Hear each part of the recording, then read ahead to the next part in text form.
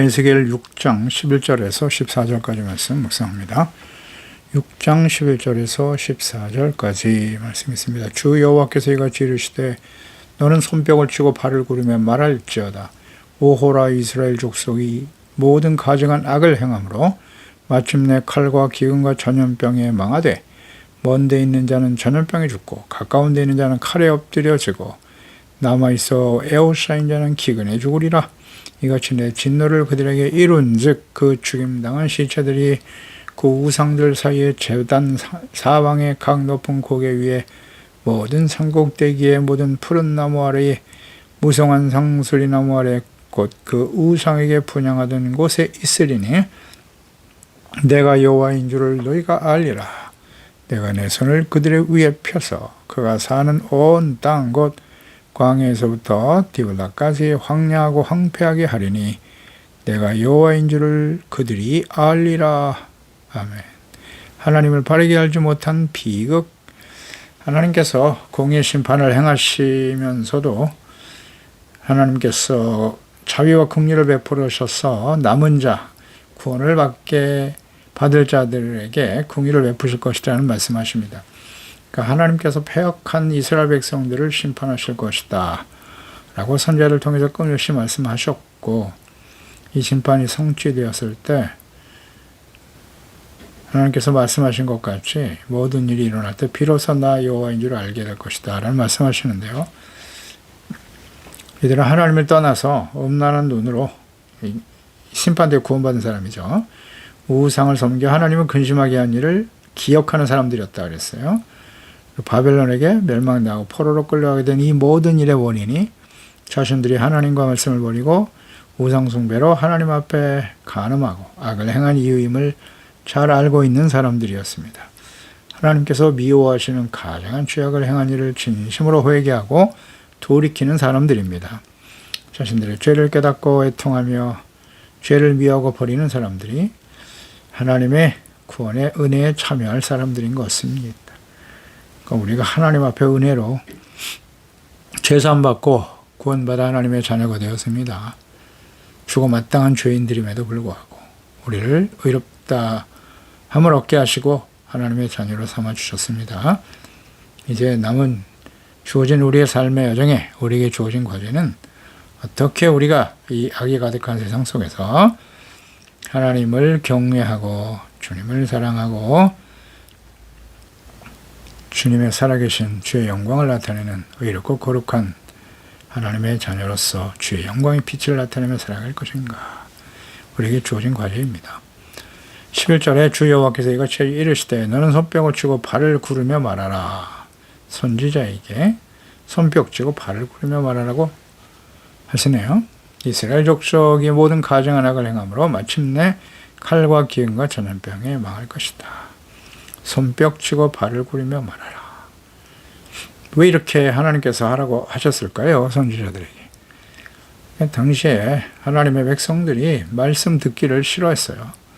무관심하고 있었기 때문에 사람들의 이목을 집중시키기 위해서, 관심을 집중시키기 위해서 이렇게 하셨다고 봅니다. 시장에 가면 물건을 파는 사람들이 손뼉을 치고 발을 구르면서 호객하는 그런 모습이 이제 연상되는데요. 이렇게 하는 이유는 무관심하게 지나가는 사람들의 이목을 집중시키면서 자신의 물건을 팔기 위한 행동입니다. 그러니까 하나님께서는 선지자들에게 이런 모습으로 백성들의 관심을 집중시켜서 하나님의 말씀을 듣도록 명령하신 것입니다. 당시 이스라엘 백성들이 얼마나 하나님의 말씀을 무시하고 또 무관심했는지를 알 수 있습니다. 이목을 집중시킨 후에 전해야 될 말씀 무엇일까요? 오호라 이스라엘 족속이 이 모든 가증한 악을 행함으로 마침내 칼과 기근 전염병에 망할 것이다. 이스라엘 족속들이 하나님께 모든 가증한 악을 행하고 회개하고 돌이키지 않음으로써 하나님이 칼, 기근, 전염병, 재앙이죠. 이건 무서운 재앙입니다. 이곳으로 망하게 될 것이라는 말씀을 이렇게 전하라고 하십니다. 이 말씀을 전하는 건 쉽지 않습니다. 가증한 악을 행하고 있는 사람들에게 너희들의 죄악 때문에 하나님께서 칼과 기근, 전염병으로 멸망시킨다고 하신다. 그 말씀을 듣기를 좋아할까요? 그런 하나님을 좋아할까요? 싫어합니다. 오히려 더 마음이 완악해집니다. 하나님 앞에 가증한 일을 행했다. 그러면서도 전혀 깨닫지 못하고 있는 것입니다. 죄책감도 없습니다. 이렇게 강력하게 하나님의 말씀을 전하는데도 진실한 마음으로 자신들의 죄를 깨닫고 돌이킬 생각이 없어요. 이 가증이라는 말이 가장 많이 기록되어 있는 성경에 어디냐? 가증하니라. 레위기하고 신명기입니다. 하나님이 가증하게 여기는 죄에 대해서 자세히 기록하고 있습니다. 그러니까 레위기는 거룩한 삶이 주제이죠. 거룩한 삶, 제사법, 제사, 하나님의 말씀을 듣고 죄를 깨닫고 어떻게 제사를 드려 죄삼과 용서받고 하나님과 화목하게 될 것인가, 거룩한 하나님의 자녀답게 살아갈 것인가 하는 것이 주제입니다. 성경 전체의 주제이기도 하죠. 레위기 7장 18절에 보면 만일 그 화목제물의 고기를 셋째 날에 조금이라도 먹으면 그 제사는 기쁘게 받아들여지지 않을 것이라. 드린 자에게도 예물답게 되지 못하고 도리어 가증한 것이 될 것이며 그것을 먹는 자는 그 죄를 짊어지리라. 이런 말씀하시거든요. 하나님께 제사와 예물을 드릴 때 하나님의 뜻대로 해야 합니다. 그리고 함부로 먹어서도 안 됩니다. 하나님의 말씀대로 하지 않으면 그렇게 드려지는 제물, 제사 가증하다 그랬어요. 하나님께서 미워하신다. 기뻐하지 않으신다는 것입니다. 레위기 18장 22절에도 너는 여자와 동침할 함같이 남자와 동침하들 마. 이는 가증하다. 동성애. 하나님 앞에 가증한 일이라고 분명히 말씀합니다.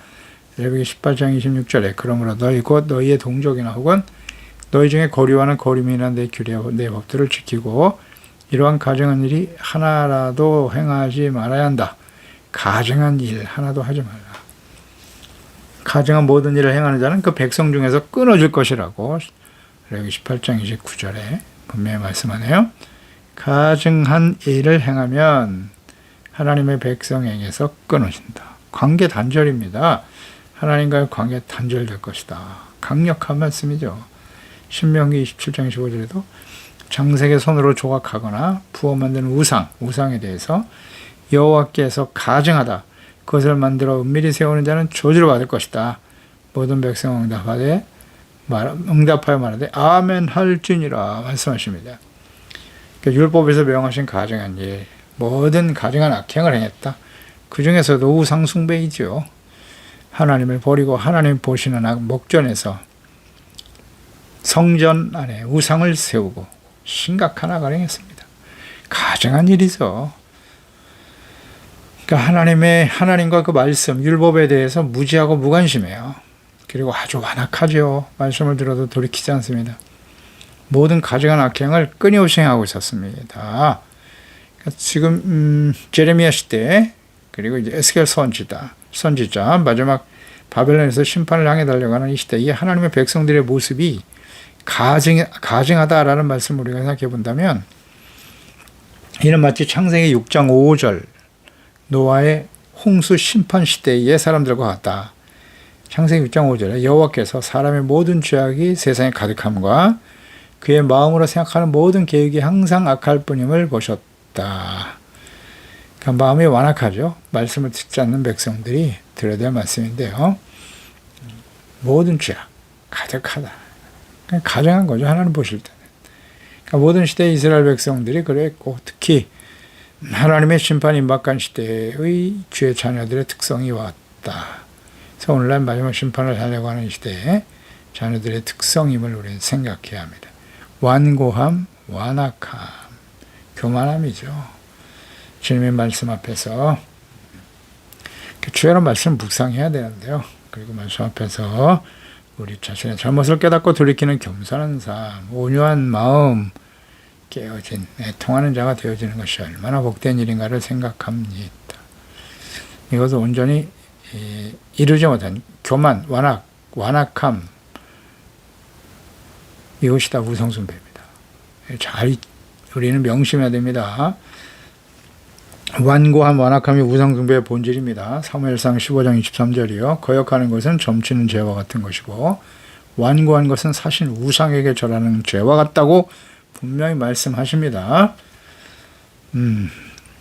12절 먼 데 있는 자는 전염병이 죽고 가까운 데에 있는 칼이 없더라. 남아있는 자는 남아있어 에워싸인 자는 기근에 죽는다.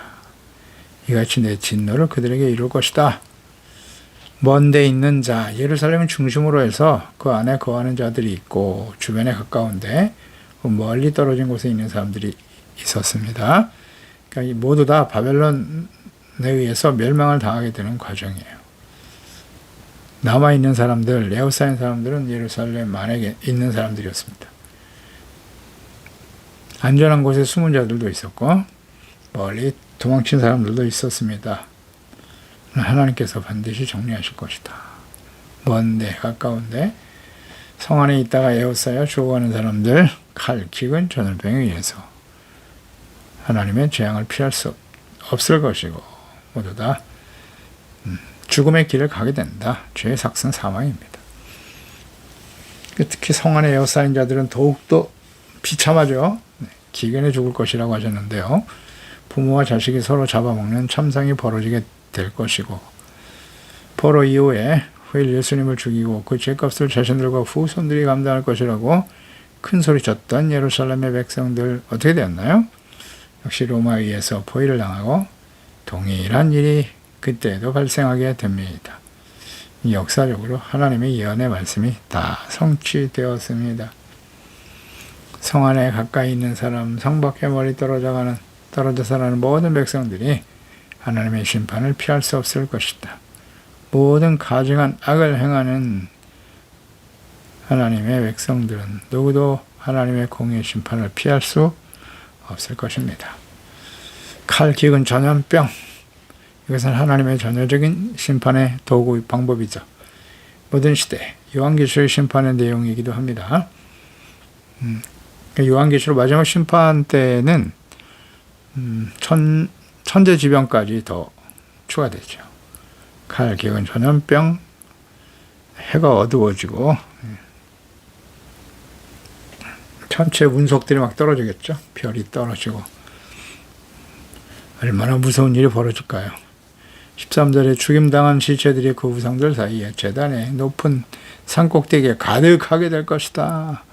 칼, 기근, 전염병으로 죽은 시신들이 하나님을 버리고 무시하고 멸시하며 우상을 섬기며 살아가는 하나님의 백성들, 그 우상을 찾아가서 빌고 구원을 기도하고 우리가 다 형통하고 잘 살게 해달라고 전쟁이 일어나더라도 우리는 살아야 됩니다. 점점 마지막을 향해 심판을 향해 달려가는 시대이기 때문에 많은 사람들이 더 하나님께 돌아오기보다는 하나님을 잘 모르니까 하나님의 말씀에 대한 신뢰가 없기 때문에 우상의 제단에 사람들이 모여들었던 것이죠. 그것을 하나님께서 심판하셔서 모든 시체의 무더기가 되게 하실 것이다. 이런 말씀이에요. 상수리 나무하라 우상의 단을 곳곳에 세우고 그곳에 모여 수많은 사람들이 그곳에 모여서 우리를 구원해달라고. 참 안타깝네요. 하나님의 성전에 나와서 회개하고 기도할 생각을 안 하고 산당에 가서 우상의 제단에 가서 그곳에 절하고 기도하고 의지한단 말이에요. 자신들을 구원해달라고. 이런 어리석은 하나님의 백성들이 있나. 이러한 주의 백성들의 모습이 모든 시대에 계속됐습니다. 하나님의 백성들의 모습이었습니다. 하나님이 직접 그 아들 예수 그리스도를 보내주셨는데 그리스도를 거부하고 죽이고 십자가에 못 박아버리고 자신들만이 하나님의 택함 받고 의롭다함을 얻은 하나님의 거룩한 자녀들이라고 생각하고 있었습니다. 아직도 그리스도를 인정하지 않는 완악한 하나님의 백성들. 이 말씀이 구체화되겠죠. 과거 역사 속에 이루어졌던 것처럼 이스라엘 백성들이 이렇게 우상을 세워놓고 숭배하는 이유는 무엇인고? 하나님을 잘 모르기 때문이고요. 그리고 산에, 높은 산에 그 나무들이 하늘로 빛이 쏟아 자라게 되는데요. 그 줄기가 사방으로 넓게 뻗으며 잎사귀들이 넓고 푸릇푸릇하게 자란 모습이 이스라엘 자신들의 풍요 번영 상징처럼 보였기 때문에 눈에 보이는 것을 믿고 의지하는 거죠. 하나님은 보이지 않는다는 거예요. 호세아 4장 10절에도 그들이 산꼭대기에서 제사를 드리고 작은 산 위에서 분향하되 참나무, 버드나무, 상수리나무 아래에서 하니 이는 그 나무 그늘이 좋기 때문이다. 이러므로 너희 딸들 음행하며 너희 며느리들은 간음을 행한도다. 그늘이 좋은 나무 밑에 산나무 밑에서 우상의 단을 곳곳에 세우고 기도하고 구하고 있었다는 거예요. 하나님께 구하지 아니하고 어리석은 하나님의 백성들이여. 그러니까 이 나무 아래 있는 신들, 당시에 아세라, 바알 이런 신들은 풍요와 다산을 가져다 주는 신으로 알려졌죠. 곳곳에 세워졌습니다. 열왕기상 14장 23절에도 보면 그들도 산 위에와 모든 푸른 나무 아래 산당과 우상 아세라 당을 세웠더라. 하나님께서 미리 말씀하시고 경고하셨지만 하나님께 돌아와 회개하고 속죄의 제사를 드리는 것이 아니라 평소에 하나님을 경외하지 않고 우상 숭배의 죄악에 빠져 있었고 전쟁이 시작될 때도 두려움과 불안함으로 우상의 제단을 찾게 될 언약의 백성 이스라엘. 그들이 수없이 많은 사람들이 모여들었습니다. 전쟁이 시작되고 흉흉한 소식들이 퍼지기 시작할 때 하나님의 그 예언의 말씀이 성취되어지는 과정. 그러면 하나님인 줄 알고 하나님께 돌아와야죠. 이 모든 일을 행하시는 분이. 잘 생각해 보세요. 우리에게 시련과 어려움이 다가올 수 있어요. 또 세상의 모든 역사의 주인은 하나님이십니다. 그것이 결코 우연히 일어나는 일들이 아닙니다. 그래서 하나님이 하신 일임을 알고 겸손히 하나님께 나아가 말씀과 기도로 깨어있는 의롭고 거룩하고 진실된 하나님의 자녀로 살아가는 일에 힘써야죠. 삶의 우선순위를 바르게 세우고 그렇게 하고 있나요? 하나님이 하시는 일입니다. 이걸 알아야 돼요. 네, 하나님의 백성들 당시에 귀를 틀어막고 듣지 않았어요. 패역하고 완악한 주의 백성들의 비극. 하나님께서 그들을 사랑하시는 거죠. 하나님의 사랑이 재앙과 채찍과 징계로 나타나고 있는 것입니다. 기회를 주시는 거예요. 오랫동안 기회를 주십니다. 돌이킬 수 있는 기회. 그 참 어렵지 않은데요. 저희들이 잘못했나이다 하나님이요. 자비와 긍휼을 구하면 용서해 주실 텐데 그걸 못하네요. 네, 이거 중요합니다. 하나님의 긍휼이 사라진 하나님의 심판이 시작되면요. 회개하고 싶어도 할 수가 없어요. 회개하는 자는 다 구원받았겠죠. 남은 자들 아닙니까? 그런 사람들이. 마태복음 5장 3절 이하를 잘 생각해서요. 팔복. 심령이 가난한 게 복입니다. 겸손하고 자신의 죄를 깨닫고 애통하여 눈물을 흘려 회개하는 자가 되고 이제 온유한 자가 되어서 주의 말씀 앞에 아멘으로 순종하고 감사하고 찬양하며 살아가는 사람들. 의를 생명처럼 여기며 살아가는 사람들, 복 있는 사람들입니다. 이런 사람들이 살아있는 사람들이고 영광스러운 모습으로 주님을 맞이하게 되겠죠. 하나님의 나라로 옮겨지는 겁니다. 그렇지 않은 사람들은 이 땅에서 그 무서운 심판을 받아야 될 거예요. 하나님의 말씀을 듣고 회개하고 돌이킬 수 있는 기회가 주어지는 건 얼마나 귀한 일인가요. 기회를 놓치면 안 됩니다. 이 마지막 시대를 살아가는 교회, 그리스도인들에게 하시는 예수님의 말씀 듣기 싫어도 계속 들어야 됩니다. 계시록 3장 19절이야. 무릇 내가 사랑하는 자를 책망하여 징계하노니 그러므로 내가 열심을 내라 회개하라 볼지어다 내가 문 밖에 서서 두드리노니 누구든지 내 음성을 듣고 문을 열면 내가 그에게로 들어가 그와 더불어 먹고 그는 나와 더불어 먹으리라. 이기는 하나님의 천국으로 인도하시는 겁니다. 이기는 그에게는 내가 내 보좌에 함께 앉게 하여 주기를 내가 이기고 아버지 보좌에 함께 앉은 것과 같이 하리라. 아멘. 예수께서 하나님 보좌 우편에 앉으신 것처럼 우리도 그 자리에 서게 하시겠다는 겁니다. 그게 바로 그와 더불어 먹고 마신다는 뜻이에요. 어떤 사람에게 회개하고 책망, 징계한다. 사랑하는 자를 책망하고 징계한다고 말씀하셨잖아요. 그 책망과 징계가 다가오면 어떻게 하라고요? 열심을 내라, 회개하라. 회개하라고 책망하시는 겁니다. 징계하는 말씀, 책망의 말씀을 들을 때 어떻게 하라고요? 회개하면 돼요. 예, 제가 잘못했습니다, 하느님. 이게 잘 안 되네요. 문을 열려, 내 음성을 듣고 문을 열라고 하시잖아요. 연결해서 묵상해 보세요. 마음의 문을 연다는 게 무슨 뜻입니까? 일단 하나님의 음성을 들어야죠, 먼저. 그 음성은 무슨 음성? 회개하라, 열심을 내라, 책망하고 징계하는 말씀을 듣는 겁니다. 그 음성을 듣고 문을 열라는 것은 진심으로 회개하고 돌이키는 거예요. 겸손하고 회개하고 돌이켜 용서받는 사람, 그러면 주님이 우리와 함께 우리가 주님 안에 하나 되어 보좌에 함께 앉게 하여 준다. 아멘입니다.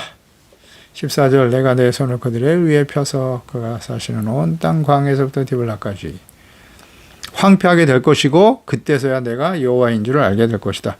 이 모든 일을 행하시는 분이 하나님이심을 알게 된다. 유다에 일어난 모든 전쟁, 기근, 전염병, 멸망이 우연히 발생하는 일이 아니라는 것입니다.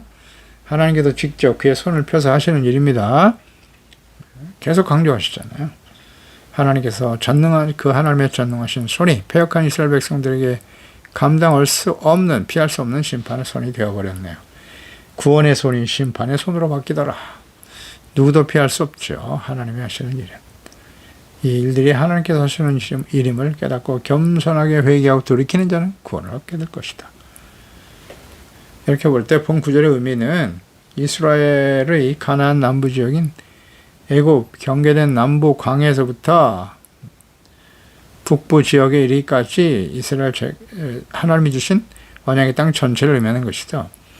그러니까 이스라엘 전역 지역에 하나님의 심판이 임하게 될 것이라 피할 곳이 없다는 것입니다. 전체 심판을 내리신다. 특히 이스라엘 전체의 땅을 황폐하게 하실 것이다. 하나님의 축복된 약속이 기업으로서 가나안 땅을 젖과 꿀이 흐르는 땅이라고 말했는데요. 출애굽기 3장 8절 17절에 내가 내려가서 그들을 애굽인의 손에서 건지고 그들을 땅에서 인도해 아름답고 광대한 땅, 젖과 꿀이 흐르는 땅이라고 하셨습니다. 고난 중에 인도하여 내어 젖과 꿀이 흐르는 땅, 가나안 땅, 약속의 땅은 젖과 꿀이 흐르는 땅이에요. 아름답고 광대한 땅이었다 말씀합니다. 그러니까 축복과 약속의 땅이 하나님 앞에 불순종하고 악을 행하고 주님을 버리게 되면 그 땅이 저주의 땅이 될 것이다. 축복과 약속의 땅이 될 수도 있고 저주와 멸망의 땅이 될 수도 있습니다.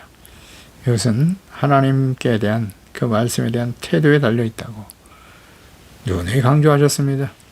그 약속의 말씀들이 실제로 성취될 때 이 모든 일들을 행하시는 분이 하나님이심을 알고 하나님께 겸손히 돌이키는 것 얼마나 중요한 일인가요?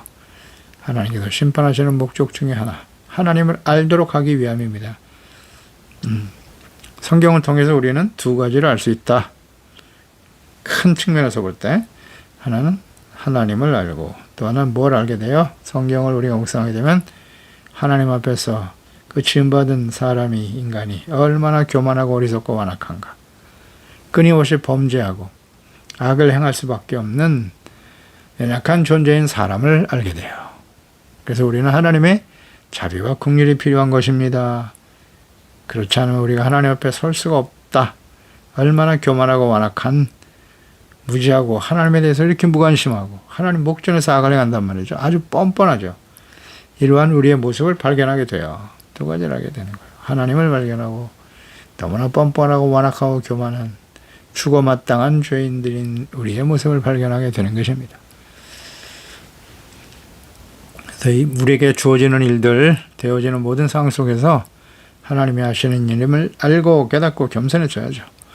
그렇습니다. 하나님 아버지, 오늘도 하나님께서 주의 택한 약속을 받은 언약의 백성 이스라엘 유다, 그들에게 하나님께서 재앙을 내리실 것을 계획하시고 선지자를 통해서 계속해서 말씀하고 계시네요. 하나님을 알고 그 주님을 바르게 섬기는 일이 얼마나 소중한 일인가요? 그런데 당시 하나님의 백성들은 하나님이 이렇게 끊임없이 징계하시고 심판하시는 공의 하나님이심을 강조하고 계신데 이 하나님에 대한 이해가 없습니다. 하나님은 우리에게 그러실 리가 없다는 겁니다. 자신들이 죄악된 길에서 악을 행하면서도 하나님과의 언약의 백성, 그 언약의 의미를 바르게 이해하지 못하고 있습니다. 하나님의 말씀을 지켜 순종할 때 주시는 약속의 축복이 성취되듯이 주님의 말씀을 지켜 행하지 아니하면 이거 얼마나 오랫동안 강조하셨나요? 내 말씀을 듣고 지켜 행하라. 그리하면 하나님이 우리를 사랑하시고 우리의 삶의 모든 필요를 아시고 채워주실 것을 약속하셨고, 그러나 우리가 만일 하나님의 말씀을 어기게 되면 하나님의 그 심판의 말씀은 엄중합니다. 훨씬 더 크죠.